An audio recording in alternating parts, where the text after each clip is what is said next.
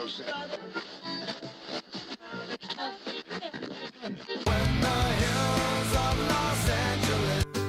Angeles, I'm and most Hollywood nights.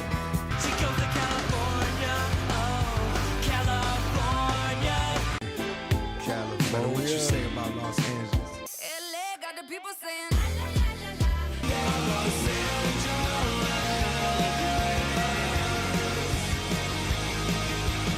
You're listening to Corner of the Galaxy on cornerofthegalaxy.com.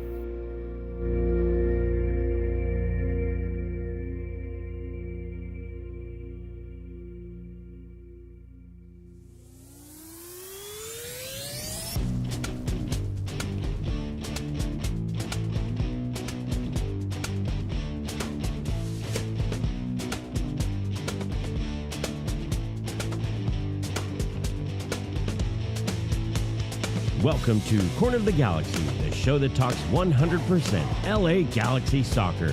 We're glad you could join us. Now it's time to sit back and relax as your hosts navigate through the twisting, turning, but never boring world of your six-time MLS Cup champion, LA Galaxy. Hello, everybody, and welcome to Corner of the Galaxy on cornerofthegalaxy.com. I'm your host, Josh Guesman, coming to you on a Thursday, March 6th. The LA Galaxy 0 for 3. It's getting bad. The losses are mounting. The goals aren't coming. The LA Galaxy are struggling. Their pets' heads are falling off. They're thinking about going to Aspen. It's a Samsonite thing. There's a whole big thing going on with the Galaxy we need to talk about. Going to talk about the loss to Herediano. Going to talk about St. Louis coming up and the return leg to Herediano. So still a bunch of soccer hitting us very, very quickly. And can the LA Galaxy actually adjust for this? To help me do all that, we're glad to have him back in the fold. It's Eric, the Portuguese Hammer Vieira. Eric, how you doing, bud? Not Petey. Not Petey. Oh, Lost Petey. his head. Oh, no. Our pets' Petey. heads are falling off. I still, every once in a while, I will walk in from like a day at work and my wife will be like, how was work? I'm like, our pets' heads are falling off. You know, it's great. Great. Good times. But yeah, I'm with you. We're all panicking. I will say, we won MLS Cup last year. We just have to keep repeating that to ourselves. Did they? We did it. We've done it. Are we sure? We climbed the mountain. We raised the trophies. We had the celebration. We don't need to worry about the 2025 season. That's greedy. Why are we worrying about this season? Let's enjoy all the good things that happened last season. That's greedy, Eric. That's what that is. You want another MLS rude. Cup? That's rude. Come on. What is that? Think about it a little bit. No, as you and I were talking about before, you're like, we're back, baby. Doom and gloom is here. We're back. Everyone's mad. We're all upset. We're all angry. We're so back. It is. It feels like something. By the way, I'm going to say something that may or may not be a popular opinion. I don't know. I actually thought that they probably played their best game against Herediano. Maybe that's not saying a bunch. I actually think it is saying a lot. I think that they did create chances. I think that they were a little better. The problem I'm seeing right now is that second half. We're seeing second half dips, not second half surges. Yeah. And it feels like that's a personnel issue, that the Galaxy just don't have the horses in that second half to sort of change the way the game is being played. Or when they do change, or if another team changes, the Galaxy aren't adapting. It feels like there's something in that second half that's not quite there yet.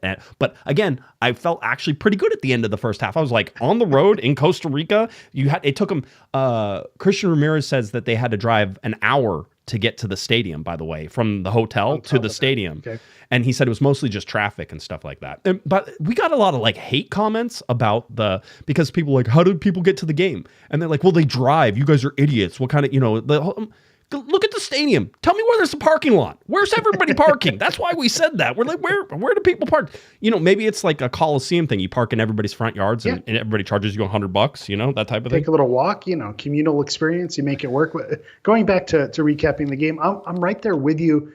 As the frustrating part is they didn't look bad. I think when you saw them creating chances, you saw them causing problems, holding on, against a hostile environment. I liked what I saw from the team, as crazy as that sounds. No one likes to be 0-3. We don't like to lose. We're coming off of spoiled season where everything was, rainbows and butterflies. And so now it's not. And there's some panic starting to set in because at some point you want the goals to come. You want the results to start following. But I'm right there with you. I was watching that first half and I said, they might get out of here with an away goal. Right. I mean, they were playing well enough to get that away goal. And it took just an absolute banger from a guy who scored, twice now in 2 weeks after not scoring for 10 years. I love when they throw those little details. I didn't love in there. that. I didn't love that part. I was sort of like, oh wow, that's nice. That's interesting. Yeah, and good for him. Also, same announcer who called Greg the Greg father multiple times. And I had FS2 special.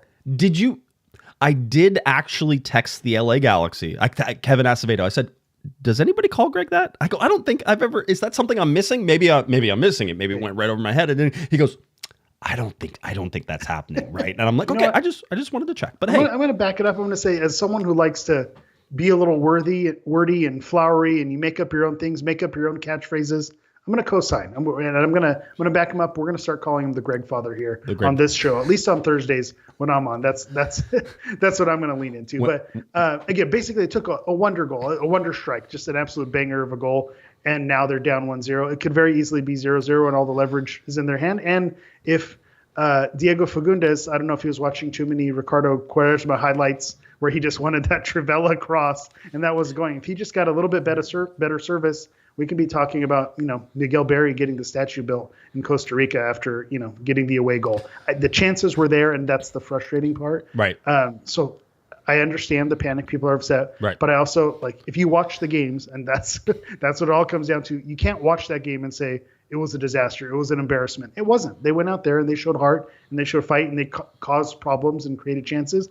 And they're not out of it yet. They still get to go back home, and now they know what they're up against. And I think that's, they have the advantage playing at home. Obviously, they're down a goal. They need to make that up. But I think if Herediano had the advantage because of some of the Concacaf stuff that was going on, towards the end of the game, the Galaxy are going to be able to flip that on their end when they get to play at home. Not wrong. It was actually pretty interesting. Let's get through some housekeeping, then let's get immediately into this game. So, coming up on just I thought we were there. No, I know. So whenever I put graphics together, I tell myself a story in my head about how the show is going to go. Never goes that way. Just it does not, right? But I have sort of this, hey, let's put this in this order. This is a good order. I like it. It's nice. So I just at least want to try to do some of it. Coming up on Sunday, the LA Galaxy facing off against St. Louis. This is your Sunday night soccer match. I did find it funny that somebody was talking about they need to flex this game because you got two. By the way, the only team, we'll say it right now. Yeah, the only team that has scored less goals than the LA Galaxy, they're playing on Sunday, right? So literally no goals have been scored by the LA Galaxy, and they've scored one, right? And I was going to say, don't say literally. Yeah. Okay, yes, because we're going one goal, and St. Louis has scored 0 goals. So right now, the Galaxy have played 3 games, and St. Louis in 2 games. But St. Louis has more points. Somehow, they have 2 St. points. Louis has 2 points, and the Galaxy have none after managing to score absolutely 0 goals. Again, the stats were really fun to look up. Yeah. The XG, collectively for St. Louis, we're sitting at still under 0.3. Yeah. So again, not great. Not great, Bob. Not great. Not how it works. But Sunday night soccer coming up, 2 winless teams. But somebody was like, in the NFL, they flex the games. They flex. I don't know if it's the Sunday night game or whatever it is, but it's after a certain week. Yeah. Once they get a feel for who's who, they start to flex those games. So and too early to call to flex the MLS schedule. Mr. Provino says this is going to be like a staring contest, right? Just 2 teams staring at each other. Flexing, by the way, means finding the best matchup in that week and then making it that game. So this would not necessarily be the game that you would want to have as your probably Sunday night soccer game right now. Not the way everybody's playing, but wanted to tell you that. Now we get into the game. 1-0 loss against Herediano. You're down to Costa Rica. The LA Galaxy traveled about 7.5, 8 hours on the airplane. Christian Ramirez said it was the longest flight of his professional career in terms of heading to a game. I thought that was interesting. Also talked to Christian, and he said that he had never played in Costa Rica before. He had played down in Mexico before, but not down in Costa Rica. So thought that was interesting. Greg Vanny said it was way better than whenever he did it with Toronto, and they had to commercial some of those flights because everybody had their own row and they were chilling. So, Greg has sort of leaned on some of the experience of doing these CONCACAF Champions League game from Toronto, which is a trek from. I was going to say there. that's the opposite, side of Canada, and that's probably not a fun trip if you have to go to Central America as well. So again, if someone's suited for it and is going to have that experience, it is going to be Greg Vanney with the run he was able to do in Toronto. Yeah, absolutely. So the Galaxy head down there. They did training. Apparently training was about a 35-minute drive from their hotel. So they did that. They did the whole thing. Then they went back and it took them about an hour to drive to the stadium. So that was sort of the setup for all this. Herediano not playing in their stadium because I think their stadium is under construction, although I was reading some things about that because I got down a rabbit hole on it. And apparently it's been under construction for a little while. So they're kind of used to playing at some of these other different fields and doing different things. Okay. So not necessarily their home, but they had a good crowd there. I think we said about 8,300 was the capacity, and I would imagine it was pretty close to that. Greg Vanney said it was lively crowd. Vanney afterwards said that it was hostile, it was lively, they were behind their team. He said, I thought it was like absolutely. He didn't say what you want. He didn't say this exactly, but I think he was sort of saying it was like the perfect environment for what this game is supposed to be, right? Yeah. It's hostile. As advertised, as they would say. 100%, right? The field was a little wet in some areas, but overall, not a horrible field. I'm not going to, trust me, I've seen some CONCACAF fields that you're like, no. This one was just fine. So no issues with that. The LA Galaxy put out a lineup that included Marco Reus, and I think if you're going to start to talk about this game, you have to talk about Marco Reus because this is a guy the LA Galaxy have sort of been waiting to get going, and by far his most involved game. I think by far his most dangerous game. Just looking at how he was able to play, how he was able to attack. I mean, he had the one big chance for the LA Galaxy that got credited as the big chance. Just ran out of real estate. Some people said he flubbed that. Dude, he had to go around somebody, and then you're trying to make that. You're trying to hook it around the outside of the goalkeeper as the goalkeeper's rushing you. It's a very bang play, and he probably missed it by a couple inches. And Danny Carvajal, had an unbelievable game too. Made some great saves. So I really like Marco Reus there, but you still want more. And I know everybody wants more, and I get it. But I think you almost got it in this game. You almost got what you needed out of Marco Reus.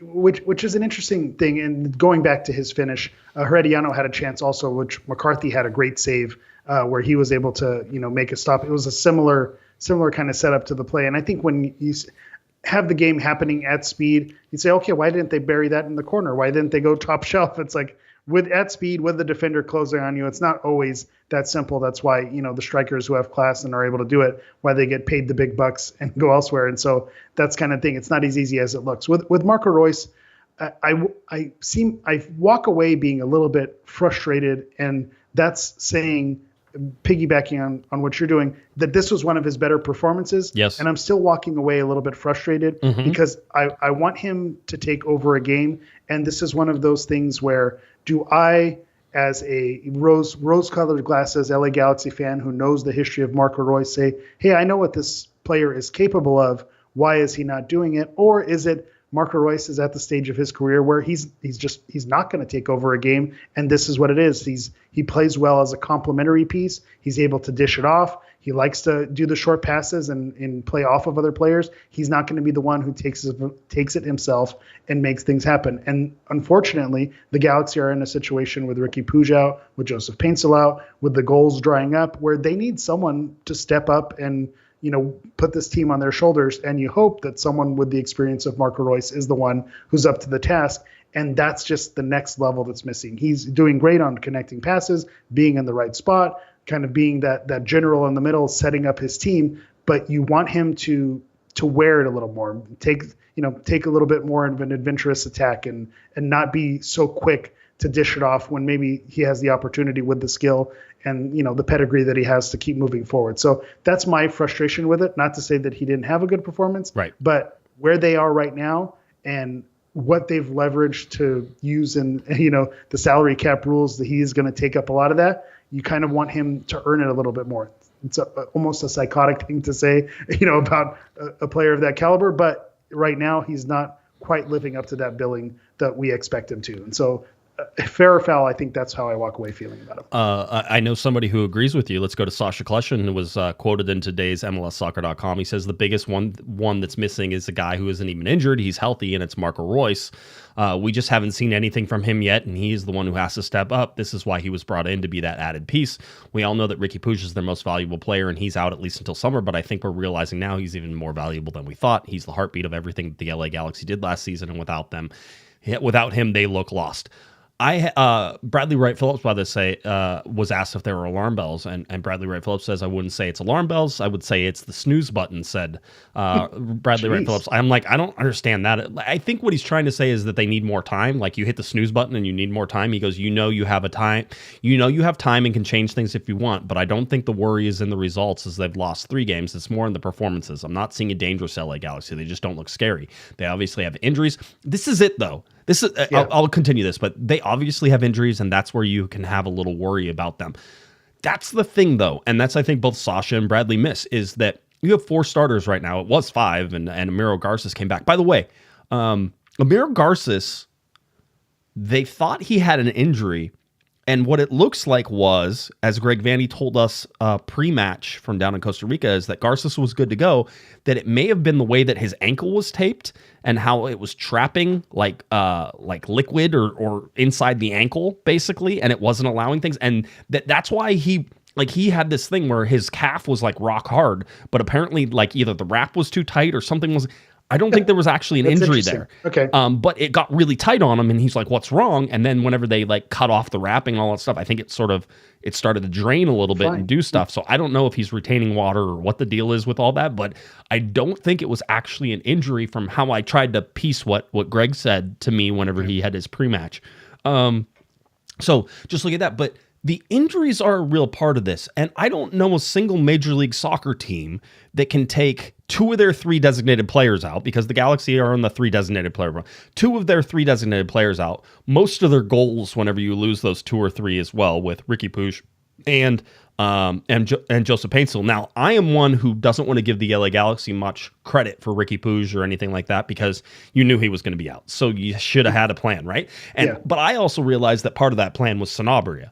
And Sanabria is now not playing because he has a broken collarbone. I think we got an update on that after the last show as well.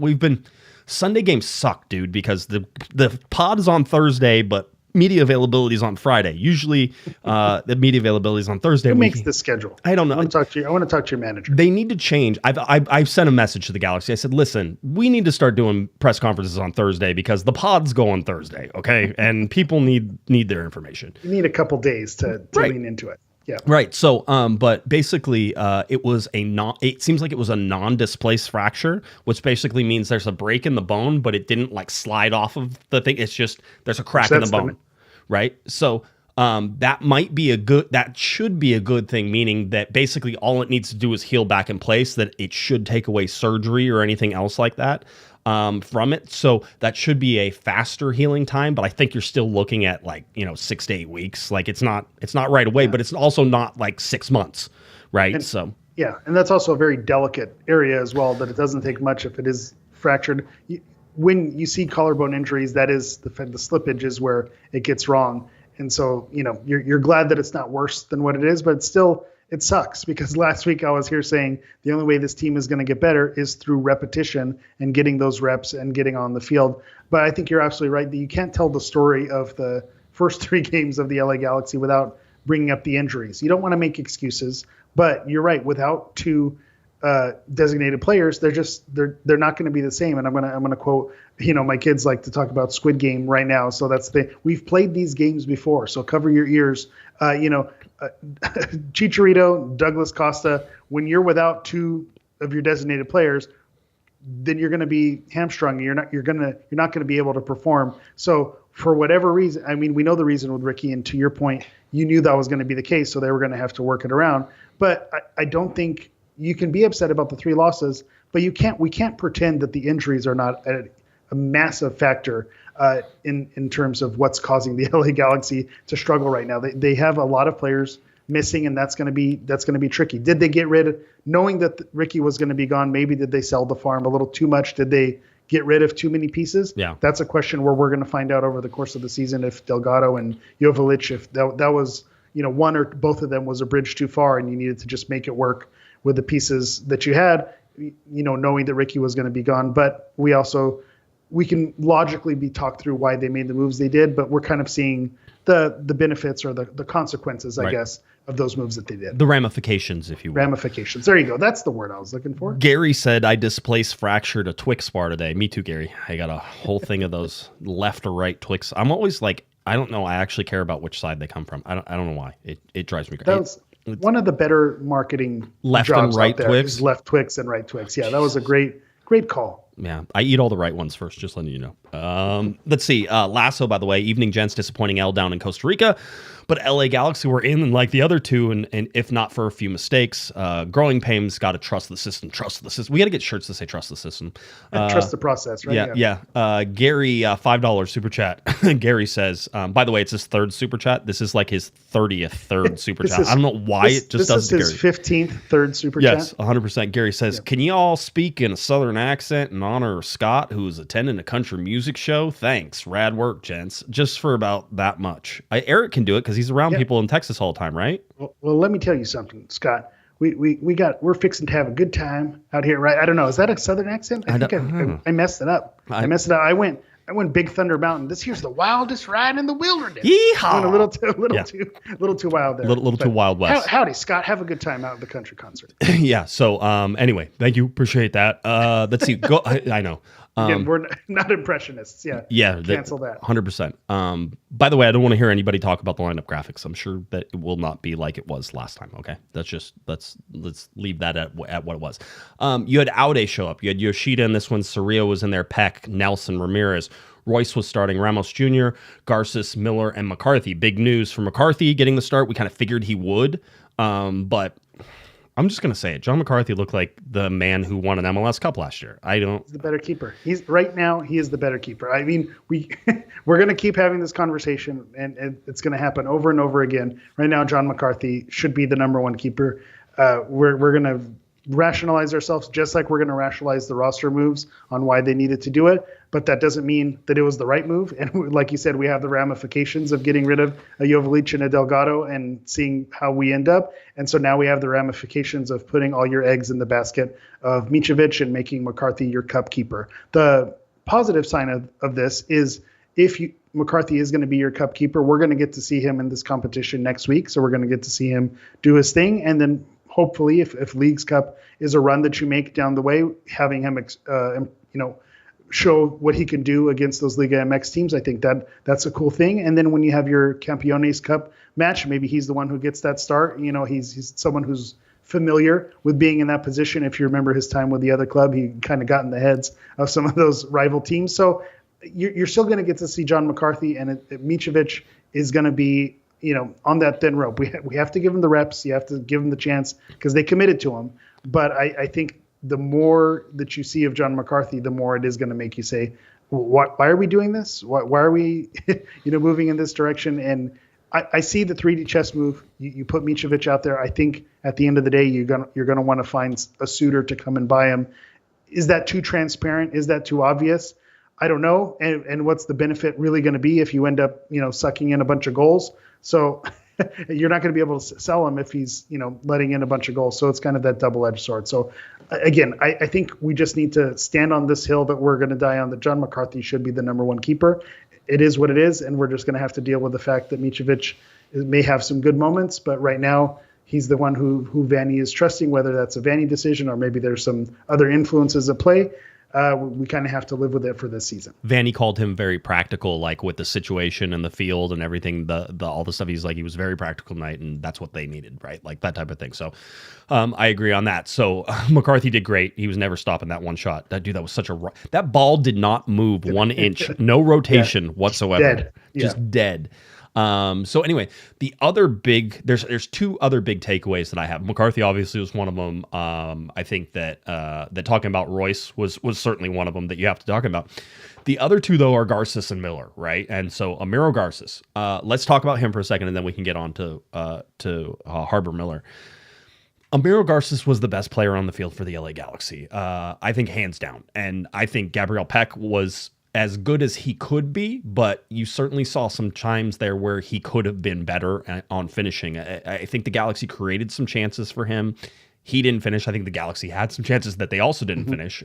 So I think he took 5 shots on the night, Gabriel Peck. So he was most of the LA Galaxy's offense. That's why I'm not going to fault him as much, though, because he's taking the chances. He's not hitting him. You maybe hope that he can do better on those. But out of all the players on this Galaxy team, no one's going after it as much as Gabriel Peck is. So you can hope he did better, and I understand the criticism there. But right now, he's the guy who it's going through, and if unless someone else steps up, I'm not going to get mad at Gabriel Peck for trying to do what he's trying to do. No, outstanding. He's been just as much. It's what you want him to be. You just need him to finish. But a lot of the problem is that he's not getting the space because it's not being created by other people, right? So, correct. I actually thought, by the way, Christian Ramirez was more involved in this particular game as well, and I thought he was a little more dangerous. I thought when Miguel Berry came on, that actually he was more dangerous. I thought the Galaxy had dangerous chances. Greg Vanney said, I actually asked him about the offense. If you wanted to know why Greg Vanney talked about the offense after the game, it was my question, because I was like, the offense actually seemed like it was starting to come alive a little bit. It just, you couldn't finish, right?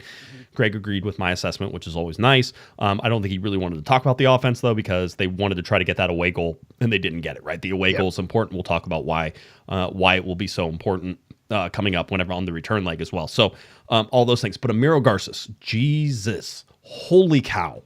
We got a good one. He's not going to be he can't make it past this winter. If he keeps playing like this, there is zero chance he's going to be here next year.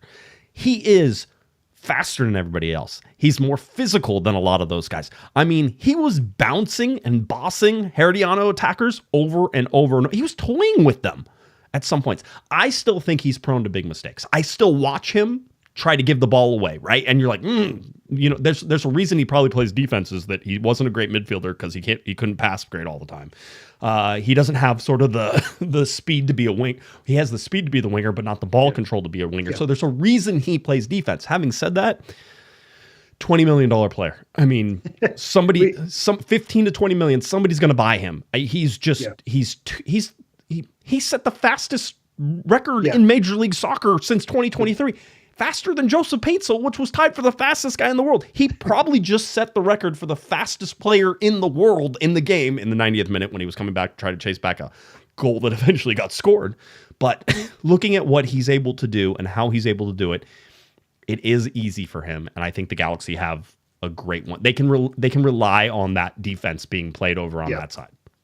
It's interesting that you say he's prone to mistakes. To me, I think that, kind of swashbuckling style is what the Galaxy need. And to me, that's when you get, those great tackles and those great moments on defense is when you're getting after it. If you're timid and you're waiting for the game to come to you, then bad things happen because you're going to have players run all over you. So when you're getting after it, I again, going back to kind of Gabriel Peck and not getting mad because he's the one who's creating the chances, Garces is getting after it. He's getting in the mix. He's getting in there with other players whenever there's the scrums and things happening. Garces is right in there. What I'm seeing from Garces is really the captain on the field without the armband. He's really kind of carrying himself like the captain on the field, and I think you have to give him a lot of credit for that. So in terms of best player on the field, I think I'm right there with you that Garces was there. But we also have to talk about Harbour Miller because, our boy had himself a game. And I talked about earlier on in the season about Ruben Ramos Jr., who's going to be the young,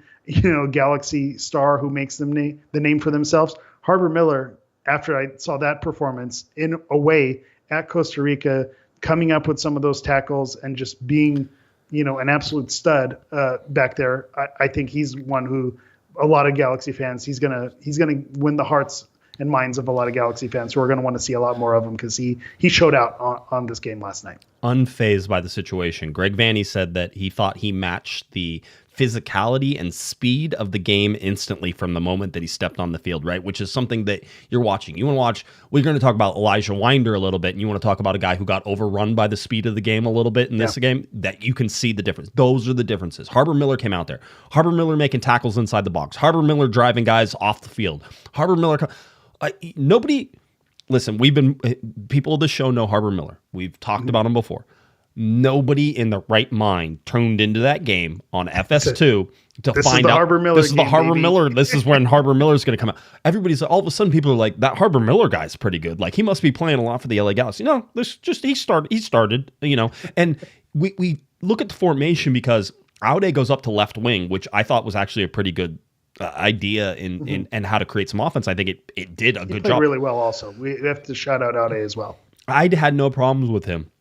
He got a BS yellow card, by the way. Yeah. Like just the softest Charmin yellow card. It's so Concacaf-y yellow card. Like, you get punched in the face. It's not a yellow card or a red card. You yell at somebody, just call them short and you get a yellow card. Like there was no pushing. Audi didn't push anybody. Somebody was trying to come after him. It's like just crazy. So anyway, soft, but seeing what Harbert Miller was able to do to be composed, it's like, you want the guys to step into the big moments. Harbert Miller just was like, this is a big moment and I don't care. Yeah. Like, I know how to play. Seize my moment right here. Yeah.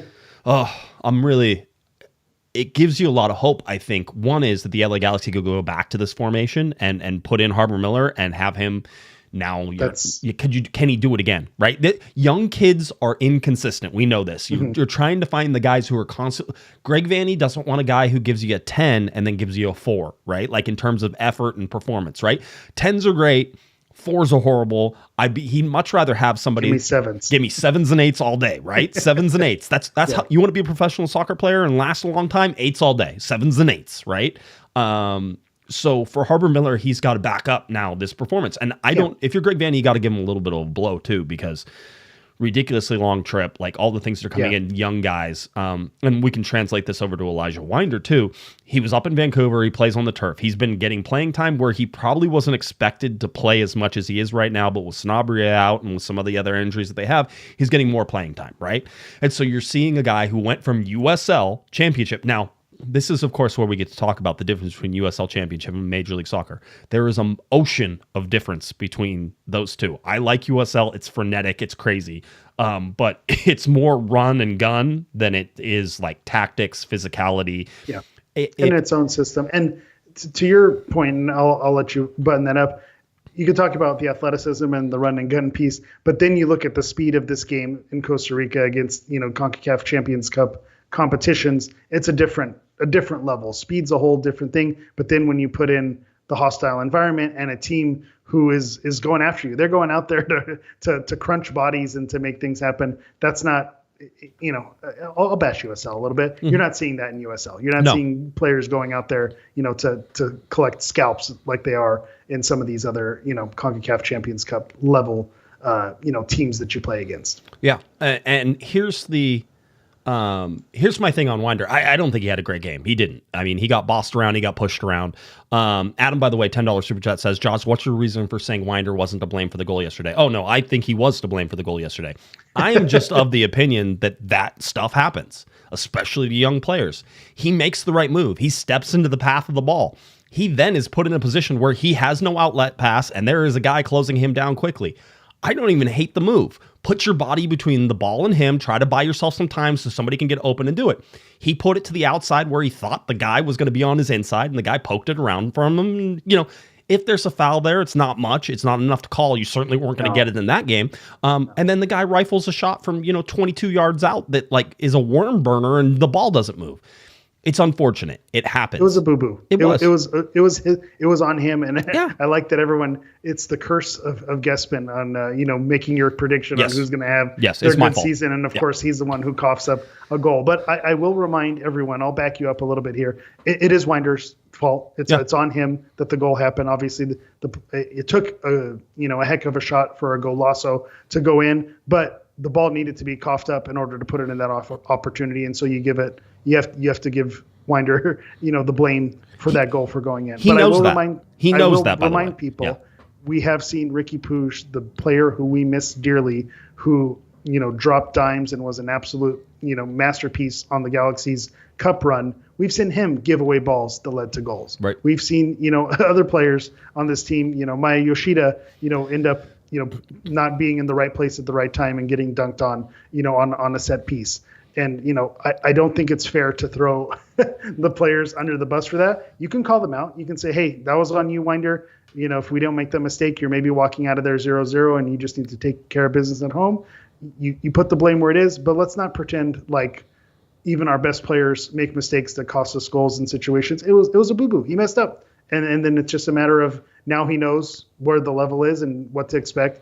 If they, God willing, do make it into the next round and you're in another hostile environment like that, he's now has that repetition and has that, quiver in his, what is it? I mess this up every arrow week. in his quiver. Arrow in the quiver. There Yes, it is. yeah. He has the arrow in the quiver for the next time that situation pops up. Matt makes a good point too, by the way. Harbor Miller came from MLS Next Pro, which is a level lower even than Championship. It is, absolutely. But you're going to get some guys who step up. I see down in here. I don't think that's a league thing more than it is a personality or a guy thing. I think it's more talent than whatever league they're coming from.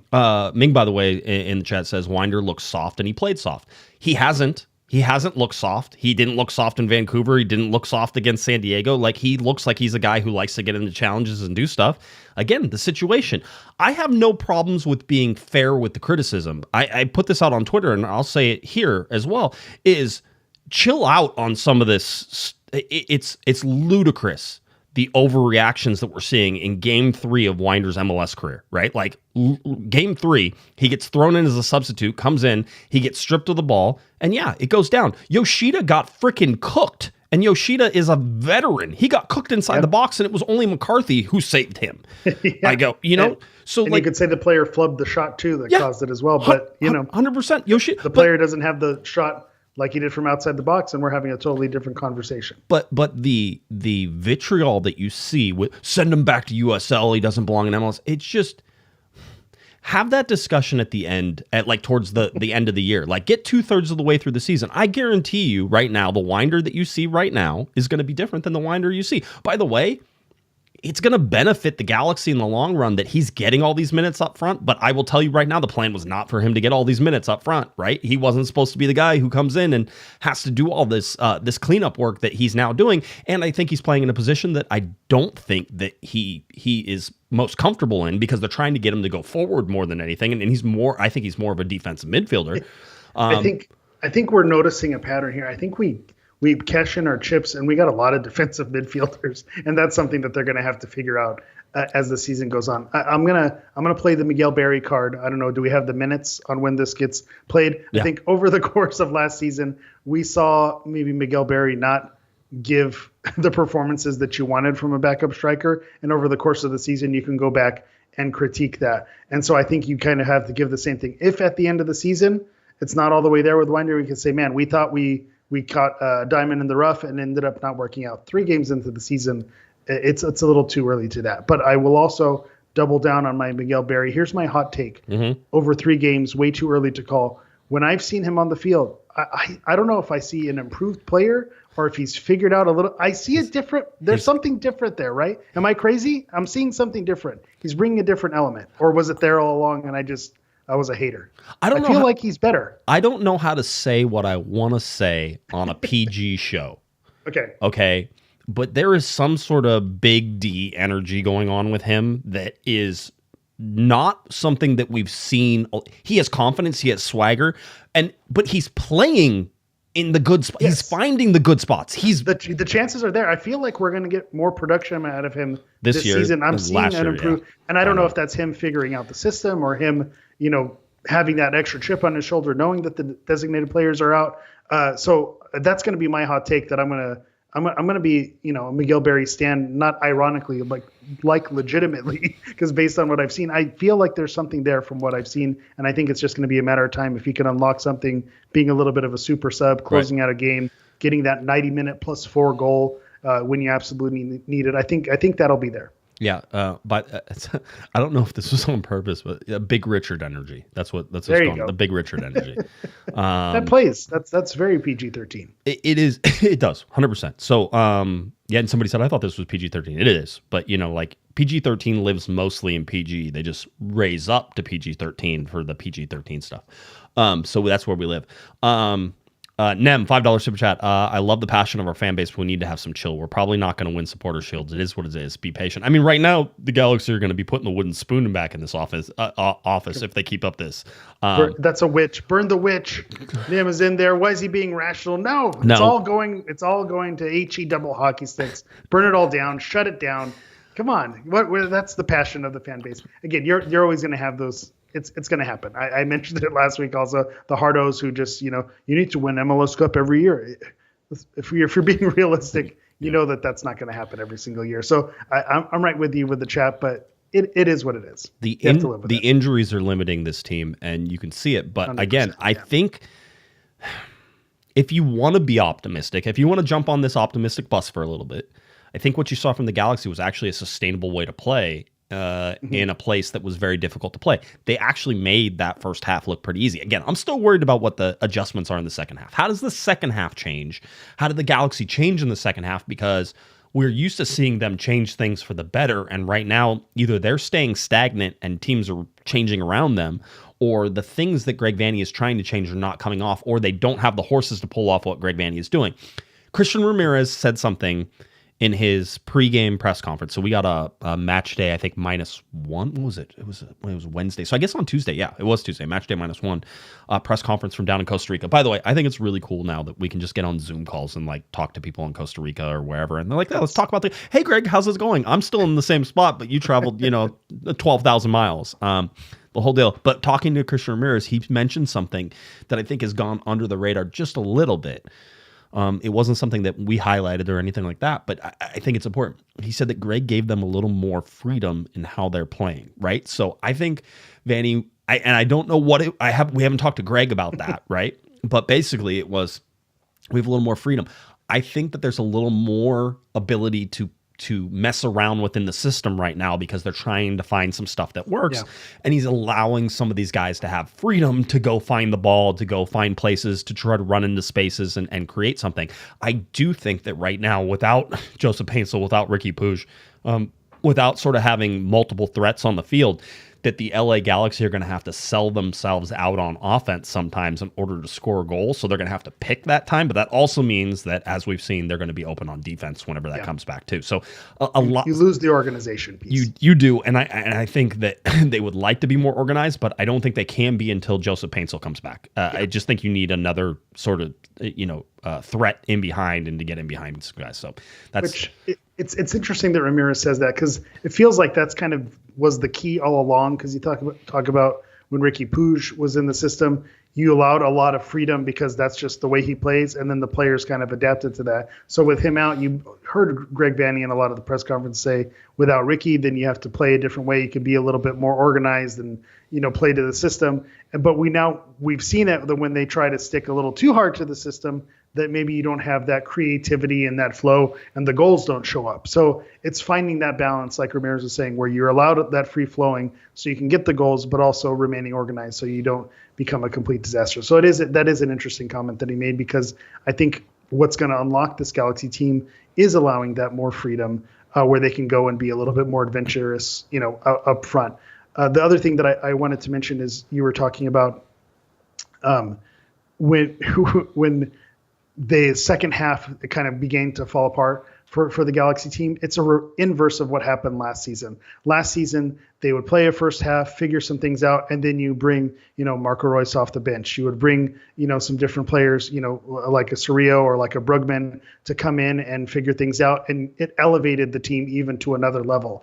Now you're bringing in, with no disrespect, a Parente. You're bringing in some of these players like a Wynder who maybe don't have that experience, so that's the difference. I think what you're seeing in the second half is a depth issue more than anything else, and that's something where the good thing is they're getting these minutes now, but right now you're not going to get that spark and that thing that takes you over the edge. You're going to get someone who comes in and just you hope to, hold water from, filling up the boat to how can you plug those holes. That's what you're getting in your subs, as opposed to someone who's coming in and making a difference. Yeah, I think you're right. There's a drop off, and we knew that. Now it's about if you can develop those players into something by the time this season. I was talking to some of the people around the LA Galaxy, and they're like, we sort of have to be patient with this and let this develop and sort of work our way through it. But when you have people in the front office telling you how oppressive the injuries are, I think you should take that. And I don't think this is not, in my opinion, and having worked with a bunch of different front offices, is not ones that make excuses. They're just going to tell you usually what the facts are, right? Like, hey, this is what's going on, right? Like, hey, facts are they're injured.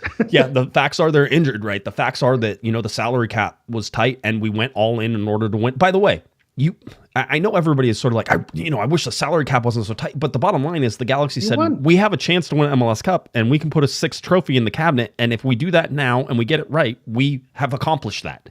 And I think you said something too. They can never, once the trophy's in the cabinet. The trophy's in there. They're not forever. taking the trophy out. Yeah, the trophy will stay in there. They only add more. They are not going to take trophies away. And they had the opportunity. They did it, and they did it. I will, a little bit, it's related. So stay with me here. Behind me, I have Bruce Martin's book. Where is it? This is Where My Heart Lies. Sorry, I almost messed up the title there. I didn't want to mess it up. This is a lovely book because at the very end, there are pictures from the culmination of winning that 6th MLS Cup. And I think was the end of a chapter. You had, down years and with the boycott and coming back to glory and then realizing that you had something special and then finally winning MLS Cup. That was the ending of the movie. Now you're seeing the beginning of a new movie. You're seeing struggles. You're not getting as much of a finished product, whereas at the beginning of the 2024 season, they had a lot of pieces. It was just fine-tuning, getting a couple sparks to make the difference. It seems like they're almost in a rebuild now, starting from scratch and building up. And I think that's the mindset that maybe fans need to shift into is this is now the start of something new, and it's a matter of building up and adding to it. And, I don't want to be doom and gloom 3 games into the season. Maybe it's not ending an MLS Cup this season, or it's not going to be a big playoff run, but you're going to have pieces in place to where it's going to build on the next year. And it is going to be a culmination over 2 to 3 seasons where you do build up to another one.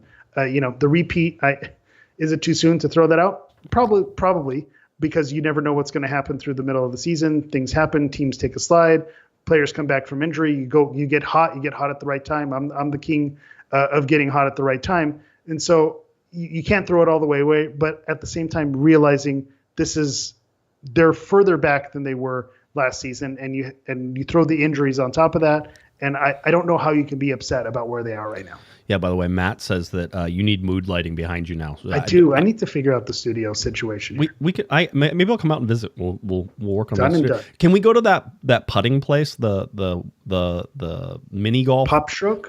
Yeah, can we go there? Tiger Woods. Yeah. We got it out here. It's the weirdest thing out here in the middle of Texas. We got a Pop Stroke mini golf course, Tiger Woods, and then right next to a surfing place with man-made waves. So you catch some waves, play some mini golf. It's a good time. Okay. Good. I'm glad. Okay, we'll book it. We'll book for no sure. train. Well, there's a train nearby. There's always a train. Trains. There's always a train somewhere. By the way, our boy Harbor Miller got hard done by FOTMob at just 6'7" on the rating there. Aude, one of the top at 7, but the main guy, Emiro Garces, which I agree with, the 7-7, I think one of the highest scores of the entire year so far is there. Gabriel Peck at 6'5", again a little hard done by Peck too. Quite honestly, the 6'5" is a little low. Galaxy have to get Ramirez involved more. That has to be what they figure out next, because you're seeing the LA Galaxy create some shots. And again, if we go to, shots and chances created and total shots, you're looking at total shots 10 for the LA Galaxy, 11 for Herediano. Shots on target 4 for the LA Galaxy, 5 for Herediano. Big chances 1 to 2, right? So the whole deal is the bottom line, the Galaxy were in that game. You can go back and watch that game and see them fall apart in the second half, and you sort of question whether they were in that game. But even Reus had his best chance in that second half, right? So towards the end, they were pressing. You thought that they were going to get the equalizer and the away goal. Maybe I was delusional for it, but I felt like they were in it. We say this all the time, the eye test. You could look at FOTMob, you could look at the ratings and say, hey, that wasn't a great performance. But if you watch the first half, you said, hey, they were in it. And if you watch the second half, they were down and they were getting a heavy press from Herediano, who was all over them. Right. But they also had the counter and they were getting the chances as well. Like I said, Fagundes with a little bit better service, Reus, getting just a little bit better of a touch on the ball, and we're talking about taking an away goal back home. So I don't think our eyes told us that this was a terrible performance. So I'll just keep going back to that. It was disappointing at the end, right? It hurt. It hurt. Yeah, the whole deal. So what that now means is the return leg coming up on a Wednesday, right? So Herediano has to travel 2,700 miles, about 6 hours of flight time in order to get to Dignity Health Sports Park. That game is on Wednesday, March 12th, 7:30, 7:40 p.m. is what we expect to be your kickoff times. Now, I think think I had a bad tweet where I said you don't have to worry about away goals, but you do have to worry about away goals. But let's tell you why you have to do it. So here we're going to go over this. The score is 0-1 whenever the LA Galaxy start this game. So the Galaxy are losing basically, 0-1. So that way you can keep track. I want to make sure everybody understands. The first half is complete. Right, exactly. The first 90 minutes of the 180-minute game is complete, and the Galaxy are losing 0-1 right now. So if the LA Galaxy were to score one goal and keep Herediano off the board, that would end in a 1-1 tie. There would be no away goals, so that would go to extra time, right? You want to know which one goes to extra time? A 1-0 win for the LA Galaxy would then go to extra time because there are no tiebreakers, so you're going to get to play that. Now, if you go in and the LA Galaxy end up winning 2-0, right, that would be an LA Galaxy win, because the aggregate score would be 2-1, okay, for the LA Galaxy. Here's where the away goals come in. The LA Galaxy win by a score of 2-1, but the one goal is an away goal for Herediano, which means the aggregate is 2-2, but the away goal breaks the tiebreaker, so Herediano would win. Heavier weighted. Yep, exactly. So Herediano would advance through that. With a 2-1 win for the LA Galaxy in this next game, it would be 2-2 in aggregate, and Herediano would win. 3-1 score for the LA Galaxy would be 3-2 on aggregate, and the LA Galaxy would win. 3-2, which would be 3-3 on aggregate. Again, you're looking at away goals there. That would be a Herediano win. So I think you understand how that goes. I can keep going, right? A 2-goal buffer. It is, right? So the whole deal. It's either a one, yeah. Well, no, it is a 2-goal buffer because a 1-1 goes to extra time. 1-1 goes to extra time. Yeah. So you want a 2-goal buffer if you want to end it in 90 minutes. Yep. That's sort of the big thing that we're watching here. So as you come up, and by the way, I'm going to tell you something. Okay, you and I talked about how Concacaf Champions Cup maybe wasn't the most important thing to the LA Galaxy, and certainly hasn't been the most important thing. That video more or less went a little more viral than some of the other ones, and viral is probably a loose word for that, right? Just because there's created reactions, yeah, it's fine, and I get it. There's people who, again, like to say that it's a continental tournament and that you're getting, that's the same as the UEFA Champions League and all that stuff. It's not.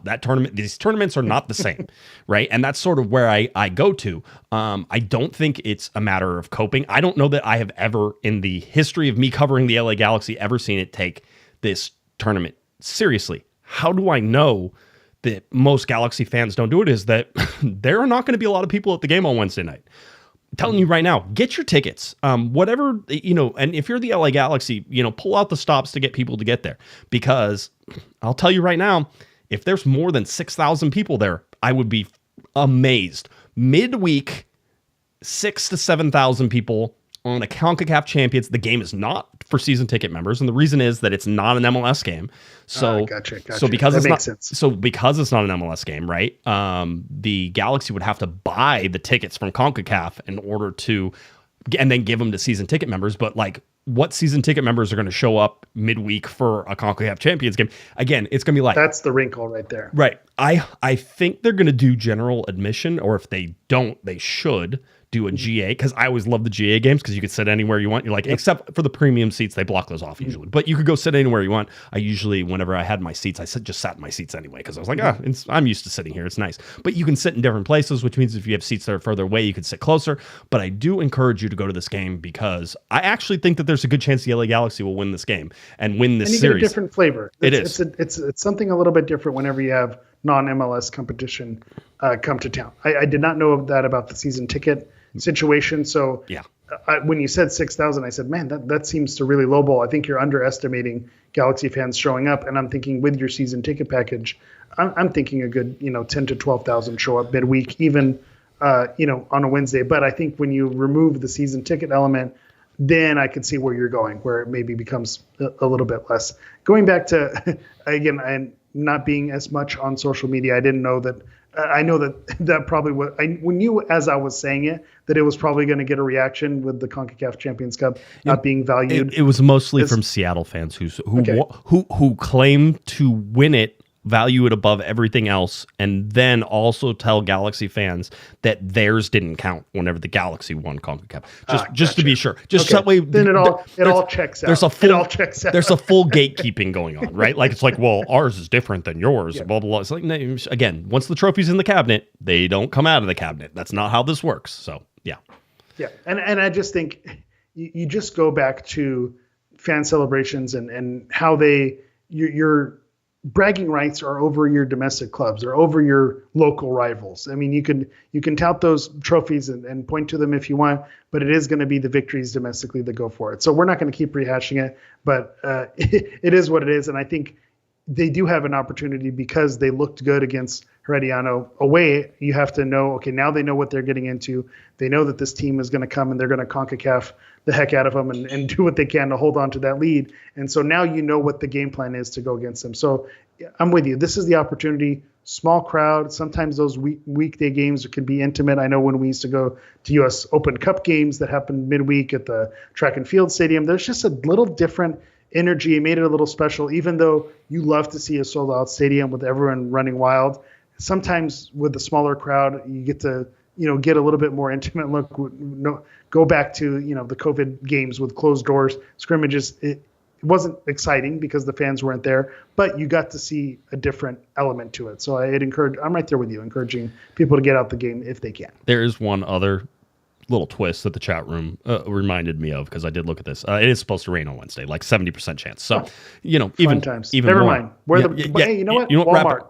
Wrap it poncho, up. Wrap it up. $2. No, Get a poncho at Walmart. $2. Don't even show up. Just wipe that game never happens. It gets wiped clean. Season's over. The good news is that the Galaxy's tears won't be visible with all the rain, so you won't be able to tell whenever it goes. Adam, by the way, said $5 super chat, said, "Do you guys see how empty BMO Stadium was versus Columbus on Wednesday?" Yeah, if you saw midweek, LAFC and Columbus were facing off, and again, it's like LA is this way, all right? LA has always been this way, and it's just part of it. Eventually, I think we were talking and we were having a chat with, we have a separate chat with one of our friends, and I was saying basically that it doesn't matter. Like the only reason that there would be more people coming is if it was a Mexican team playing, right? But then it would be all of that team's fans coming. It still wouldn't be LA Galaxy. I'm just saying that's how that goes. But I am encouraging you to be there. That is something to go. So that is the return leg coming up on Wednesday. Obviously, there's a game coming up on Sunday that we're going to talk about here shortly. But I do want to say one more thing.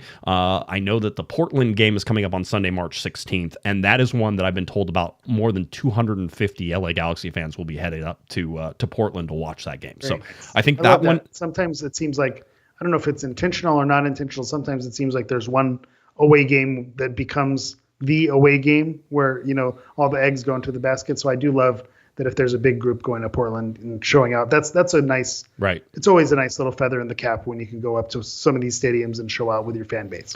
Tim, by the way, $2 super chat. Hi, Josh. Hi, Hammer. Is this Peck's team now? I think it has been. It is. It's Ricky. It's Garces' team. It's now. Ricky Garces. Emiro Garces. I'm the captain now. Emiro Garces in there. It should be. Again, I'm interested to see how this all goes. You were talking about the different games that seem to be away magnets. I think also the New York game is going to be the other one that is the magnet for that. You know which one is not the magnet? Which one? Away at FC Dallas. That does not bring the people into town, especially in July. I will say we get you later in the year. Right. I think it's in September or November, so you're not going to have 100-degree hail. It's going to be hail and tornadoes. It's going to be hail. It's going to be thunderstorm. Okay, but yeah, good. We'll figure it out. Okay, good. Just some updates on key MLS dates. Primary transfer window will close on Wednesday, April 23rd. I think I already said it, but I will say it again. As of right now, it seems like the LA Galaxy stance is to stand pat and wait for the summer, wait for the injuries to come back. That doesn't mean something can't happen, but it would have to be something that is significant for them to be able to throw out their summer idea of what they're going to do, because right now I think that they have a pretty good summer idea. I think they're willing to be patient with the injuries, willing to sort of look at that. That can change. I don't want to be 100% certain, but just I want to keep you in mind of the conversations that I have. That's a conversation I've had. Are you guys going to do anything? And the answer is, I think they want to be patient with the injuries and let the people come down, because they did put together a team they think can be competitive, but the injuries have sort of sidelined that. So they're just not on the field. And we saw kind of the blueprint of how this front office likes to operate is they want the team built in the preseason, and then to grow and kind of go as the season goes on, and not have moves kind of happening in and out and having players adjust and come in and out. I think they had all the pieces. I'm just going to repeat what you said.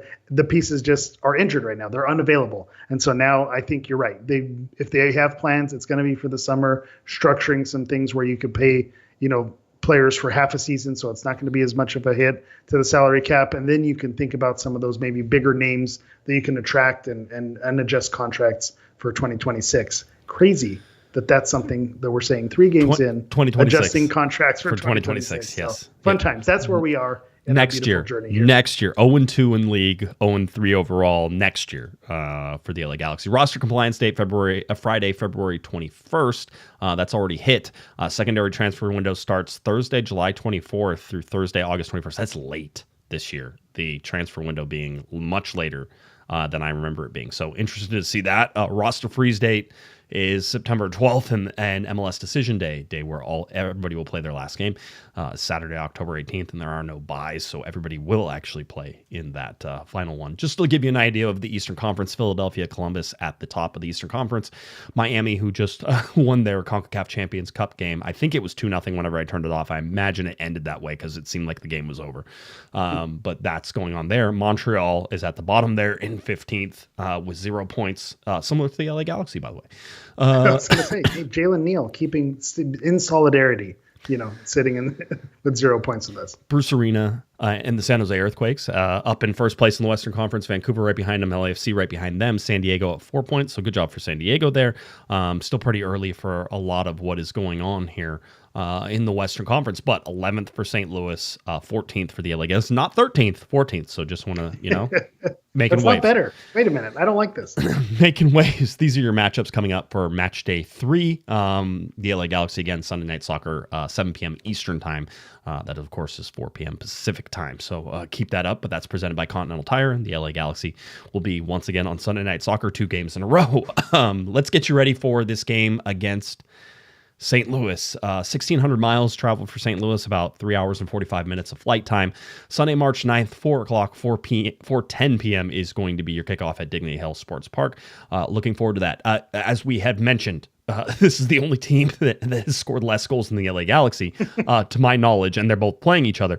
They've scored 0 goals, but both of their games have been 0-0 draws. Now, 2 different games whenever you look at it. They were home to Colorado and probably should have won that game. They were more dominant in that match, and you saw them have a higher XG.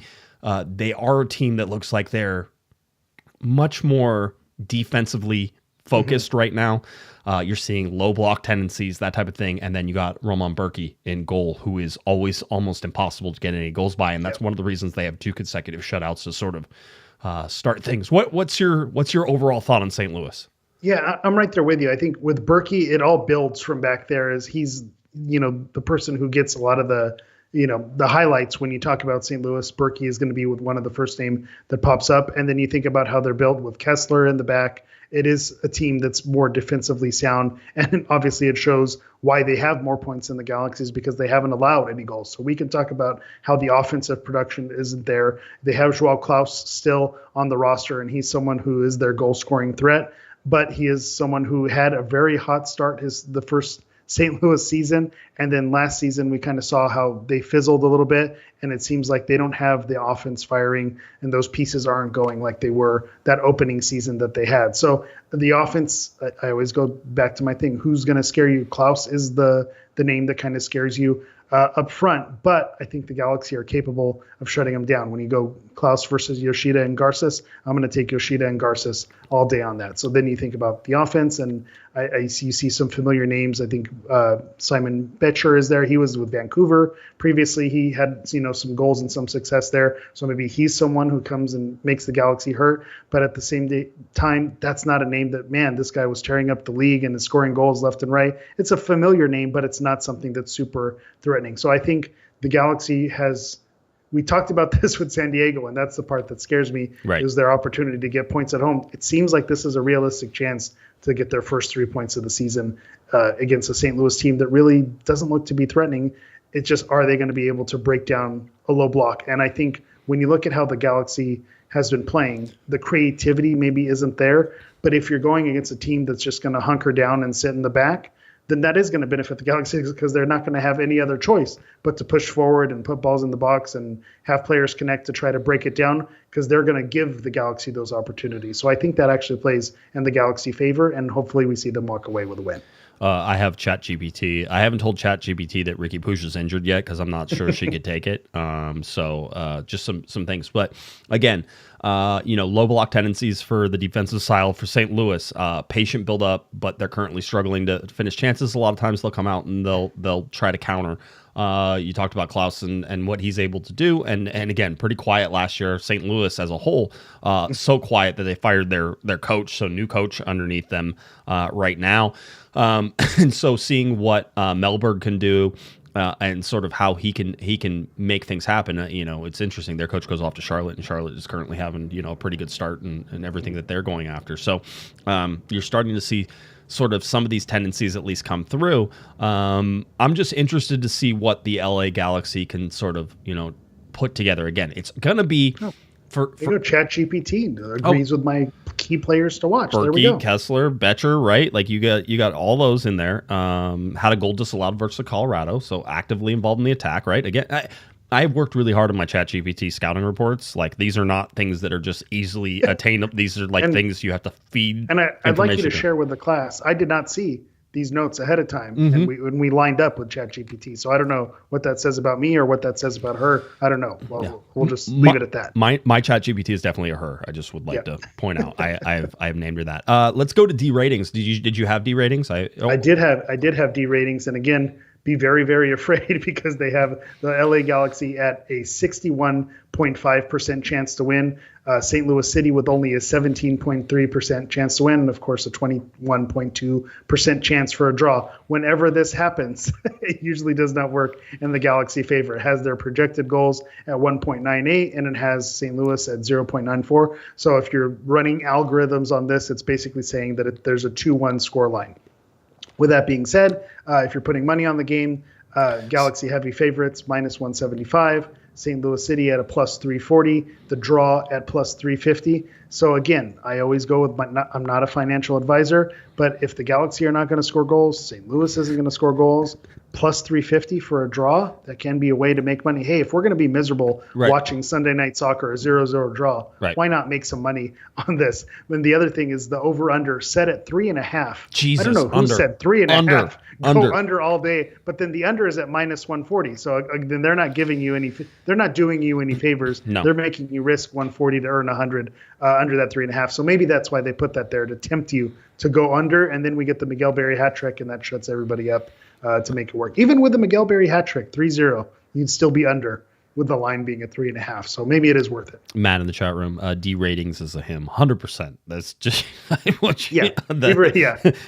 ratings short for Richard. Yeah, he, him for sure. That is where that one slides, 100%. I can't imagine that they have a website that is called D ratings, quite honestly, and that it is accessible to a PG-13 show like ours. And we're showing video on the phone, or on the show on the phone. Like I don't know where I am. Here we are. D ratings has me all flustered.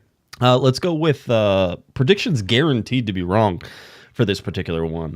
The LA Galaxy, St. Louis. Again, it seems like a good chance for the LA Galaxy to get points. You want me to go first or you to go first? You can go first. I think I went first last time I was on. This... And it's been said in the chat room, I have no idea who's going to score goals for the LA Galaxy. So I'm going to continue to, until that has been answered for me. And it has not this entire season, 3 games. It has not, even in the preseason too, though, has not been answered who's going to score goals. Unless it's Tucker Lepley, who had a brace in preseason. By the way, Tucker Lepley not getting any minutes in Costa Rica.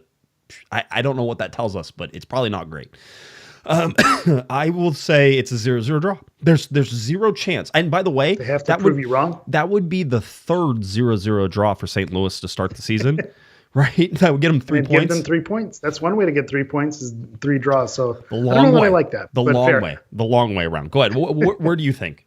I respect that you're going to make the Galaxy prove that they can score before you start, giving them, W's in the prediction. But I think with how St. Louis is going to come into this and being more defensively minded, I think the Galaxy saw they smelled blood in the water a little bit with that game against Herediano, where they showed some capabilities and maybe unlocked something with a little bit of that freedom. I think they do get the win, and I think it's not going to be a barn burner. It's not going to be tons of goals. I think they get a 1-0 win, and I'm going to call my shot even further. I told you I'm on the Berry bus. Yes. Miguel Berry, I'm liking what I'm seeing. You're going to get your Miguel Berry injury time goal. You're going to be very upset thinking it's a 0-0 draw the whole time. And then late in the game, Miguel Berry, with his big Richard energy, is going to come in there and bang one in. So, again, that's my prediction. 1-0 win, LA Galaxy. Lord Berry himself coming. Listen, I don't disagree with any of that. I think that it's going to be an interesting game just because I think that there are so many unanswered questions that we have. And now you're sort of, was there momentum in the Costa Rica game? How much does Greg Vanney rotate in this game as well? I mean, we really haven't talked about that because I don't think Marco Reus is going to start this game after having gone 76 minutes or something like that. And a flight. And a flight, yeah. Yeah. So for me, I think there's going to be some rotation. Harbor Miller, let's see if he gets I want to reprise his role. Greg Vanney, throw him back out there. Give me something to watch again. And by the way, might start Wynder in this game. That might be something that you can do, especially if you're not going to do it. I think that there's a shout, and a relatively good shout, to get Diego Fagundes in as the 10 at some point in these games, and he came on later in the game for the Galaxy, so maybe he could start. And he caused problems. I think there's improvements and there's criticisms of things he could have done better, but at the end of the day, he caused problems. So we're waiting for it. We're waiting for that moment to take Fagundes out of the wing and put him a little bit more in the middle and be more adventurous. And if you're going against a team in a low block, maybe this is the game where you try it. I want to see the ability for Diego Fagundes to break some lines and pass in between some lines, and I think that could open up somebody like Christian Ramirez. I think it can open up somebody like Gabriel Peck. If you can mirror, that's what we need to unlock. Yeah. If you can mirror just a little bit of Ricky Puig, you can't get all of Ricky Puig, but if you can just take some of the line breaking passes through the middle, and I think Diego Fagundes is one of the few LA Galaxy players who can do it. I think Marco Reus is another, but I think Diego Fagundes can do it for a longer period of time. Then I think that you could have something. And especially if you have Aude on the left wing like you did before, I think there was something there. I just don't know if they can repeat it, knowing that they just played that way in Costa Rica with that same personnel. It's hard to go like Cerrillo. People were hard on Cerrillo. He didn't have a great game, but I'll say this: that dude has been playing minutes, all the minutes, and he's young, so they're going to put the burden on him. And they're productive minutes. Also, he's.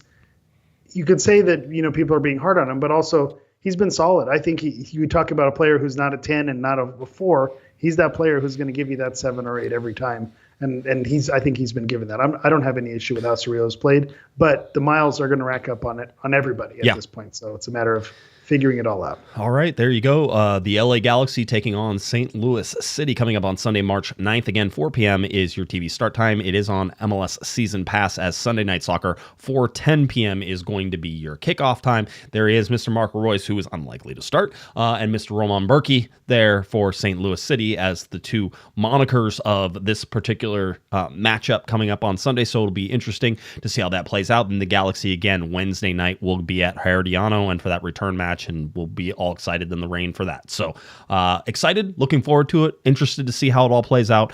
This is a busy month, as we talked about. Now you're getting into games number 4. Bonus games. Yeah, your game number 3, game number 4, hitting rapidly, and there are 7 games in this month. So just in case you were wondering, it's only 6 days into March, and there are 7 games total in March, and so you've gone through games 1 and 2 6 days into March, and there are still going to be 5 more games to play. So very busy. Very busy for the LA Galaxy. Anything else, Eric, you wanted to get to before we get out of here? Yeah, a couple things. I'll first shout out Lasso's optimism talking about Olaf Melberg, if he's from Aston Villa. If you watched Premier League review in the late aughts and the early 2010s, Melberg was a fixture in the Premier League. So he's a recognizable face, if you remember, from the Swedish national team and those Premier League glory days of the late aughts. So you will see him on the St. Louis sideline coaching that team. And then my last little shout out that I want to give is to our boy Nelson with Creative Retail. I know moving on to greener pastures and doing different things, moving on from the Galaxy. I think from a club steward perspective and who you want executing a vision for what merchandise should be, listening to fans, knowing what the heartbeat of this club was, he was the guy. And so big shout out to him and everything that he, provided as a conduit from the podcast to the fan base to the Discord back to the club, and just had this beautiful kind of circle of life going with this, everyone kind of feeding off of each other.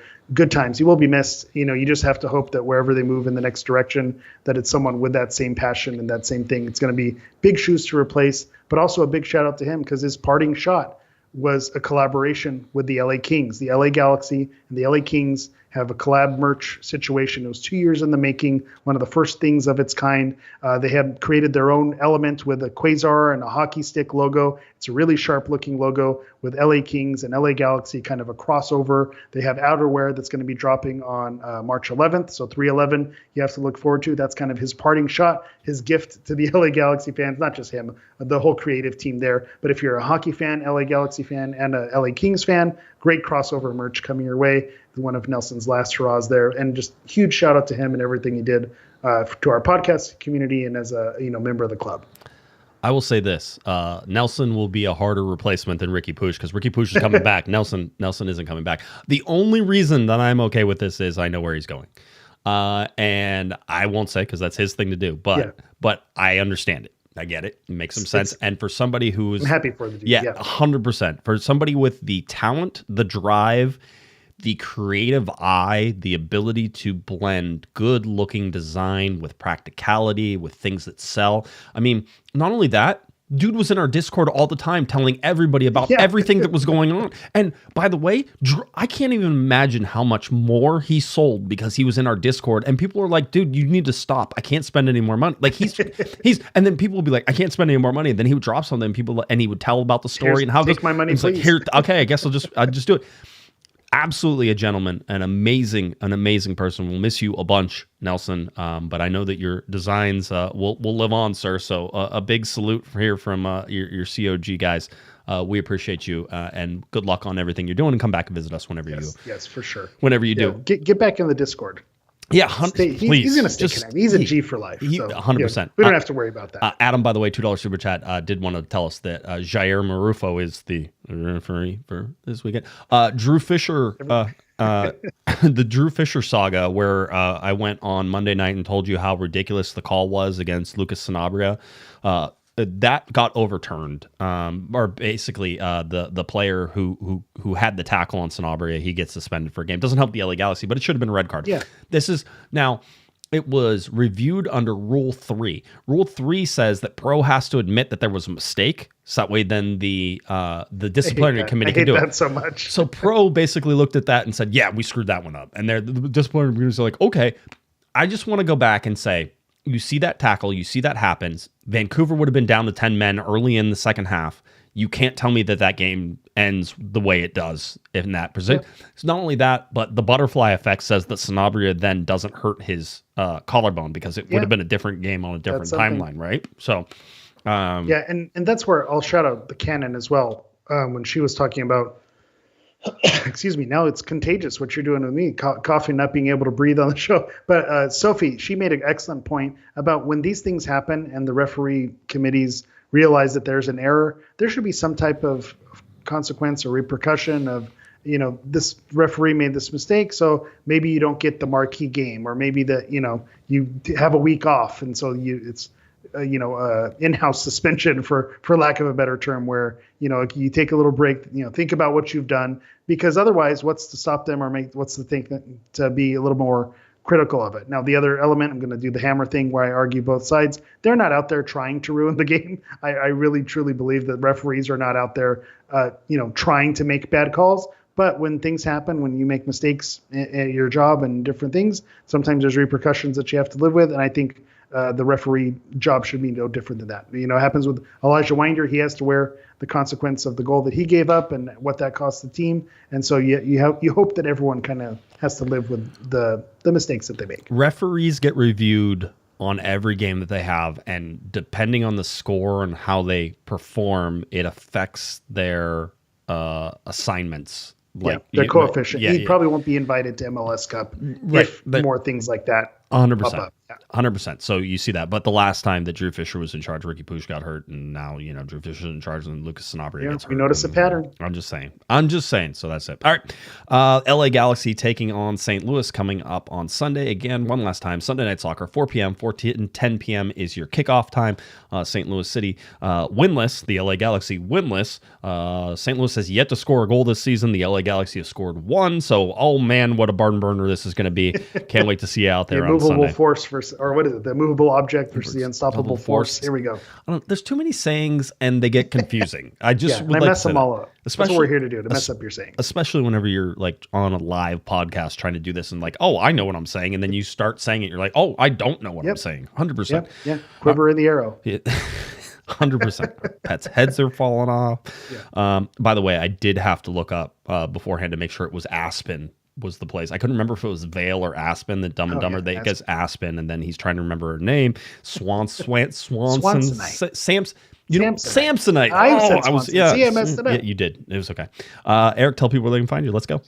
All right. As always, you can find me on Blue Sky, Instagram, and Threads at HammerEV9. That's Hammer EV and the number 9. All right. If you're looking for me on all the socials at Galaxy Podcast, head on over to cornerofthegalaxy.com. Of course, you can go to our YouTube station, Spotify, iTunes, iCloud, all those places. You can find us at cornerofthegalaxy.com.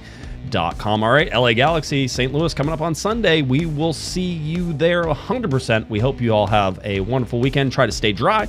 And then we'll be back on Monday to get you ready for the second leg against Herediano. All right, for Mr. Eric, the Portuguese Hammer Vieira, I'm Josh Pato Guesman. You've been listening to our little Corner of the Galaxy. Have a great one, everybody. You've been listening to the Corner of the Galaxy podcast on cornerofthegalaxy.com.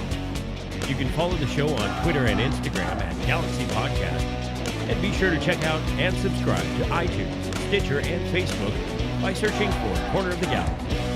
Fans, we thank you for listening. We ask that you be kind and courteous to your neighbors as you leave the podcast. We thank you for joining us and look forward to seeing you again. Until then, I'm Michael Araujo, and on behalf of the entire Corner of the Galaxy crew, goodbye.